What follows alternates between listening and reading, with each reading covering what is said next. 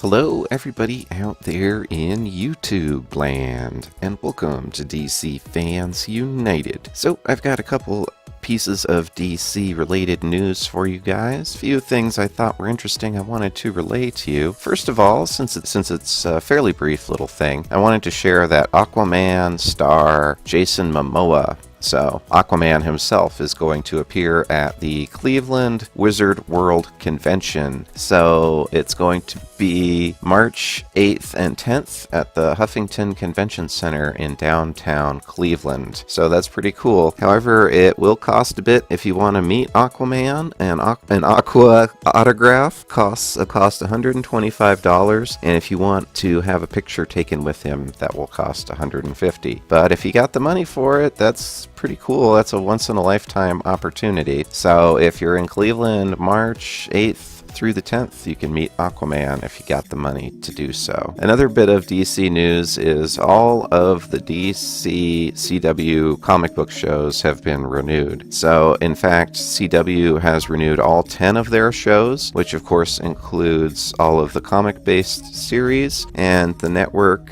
has announced renewals of this was actually about a week ago, but I'm just covering it now. So The Flash, Supergirl, Arrow, Legends of Tomorrow, Black Lightning, and Riverdale will all be renewed. That's quite a roster of comic book shows, and I haven't kept up with a lot of these shows, really. You know, when they first were starting up, I watched the first season or two of Supergirl, I watched some of Flash and Arrow, and I watched about the first season of Legends of Tomorrow. I haven't gotten a chance to check out Black Lightning or Riverdale. Riverdale's not really my kind of thing anyways, but really, overall, I think they're all pretty good. Like, people criticize these shows a lot, like it's a way of kind of slamming something. You say, oh, it looks like one of those CW shows. Yeah, but it's kind of impressive that we have 6 different comic book shows all on the same network, and they're all interwoven. Although I'm not sure how Riverdale fits in there with all of that. So if you're a fan of these shows, they will all be coming back. It is interesting though, because their ratings have decreased over time, so a lot of people were speculating that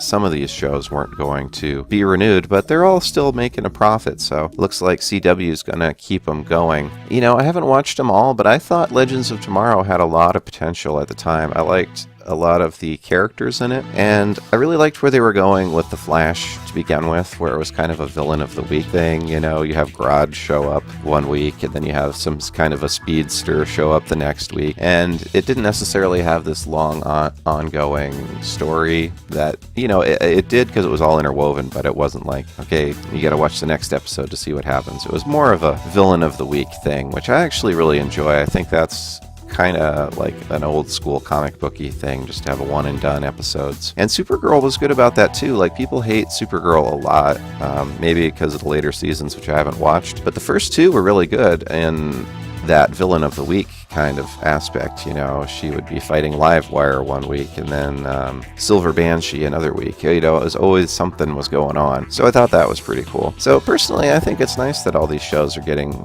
renewed, and it looks like their crossover event did pretty well, that Crisis on Earth X deal. So, and of course the Crisis on Infinite Earths.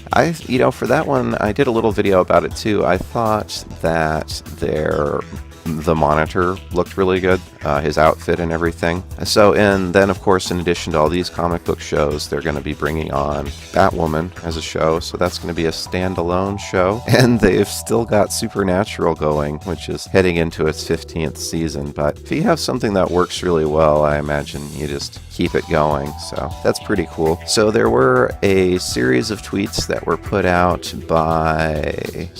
they put out a series of tweets.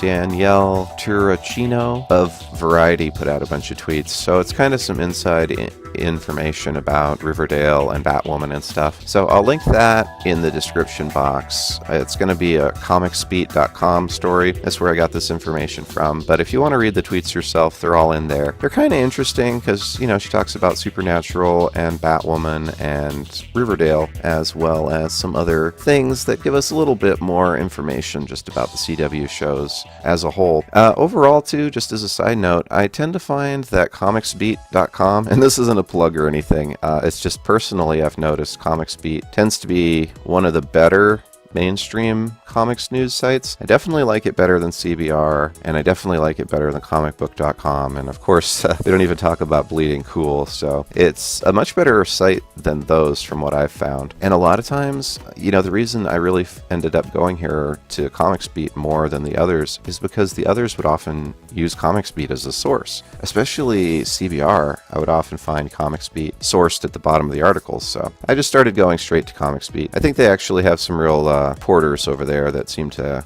be more interested in comics and put the time into writing their articles. They generally tend to be more than just a paragraph. So that's all for now. Thanks for watching. If you're in Cleveland, you can meet Aquaman, and if you're anywhere else, you can watch Superhero TV on the CW. And that's all for now. Thanks for watching. I really appreciate it. Be sure to hit the bell for notifications. Be sure to subscribe if you haven't. And as always, thank you for watching and being a part of DC Fans United. End of line.